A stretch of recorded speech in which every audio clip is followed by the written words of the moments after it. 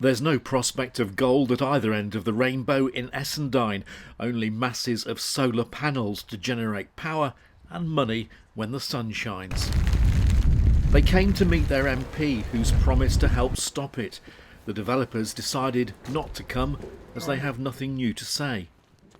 They have said that they will do a public consultation event later in the year or a public meeting of some sort. I will hold them to that and make sure it does happen. An initial consultation by the developers has generated a big response and a lot of opposition. There were nearly 1,000 responses from this tiny rural population of ours. That is really impressive.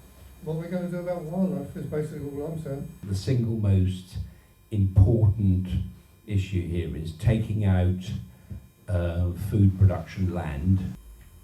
It's a long process that we're going to go through. You know, we've all got to be resilient through this. The developers say they've listened to everything people have said in their initial consultation and have promised changes. We're looking at where we can make changes, and we are going to be able to make a good number of changes to the scheme, which we hope can address those concerns.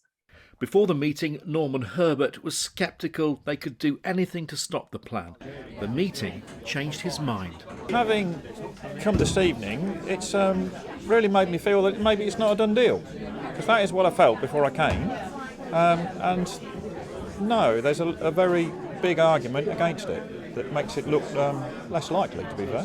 It's so important that we know detail and we get that across to all the villagers. I don't think a lot of the villagers actually understand the impact that this solar farm is going to have on this whole area. I think it's wonderful how many people have come up to us and said, I now know that I can fight, we now know that we can fight this. And of course they can. Democracy is all about the power of people to have their say and to make a difference. The next time people gather together for a meeting, it's likely that Windle Energy, the company behind the project, will be here to answer questions.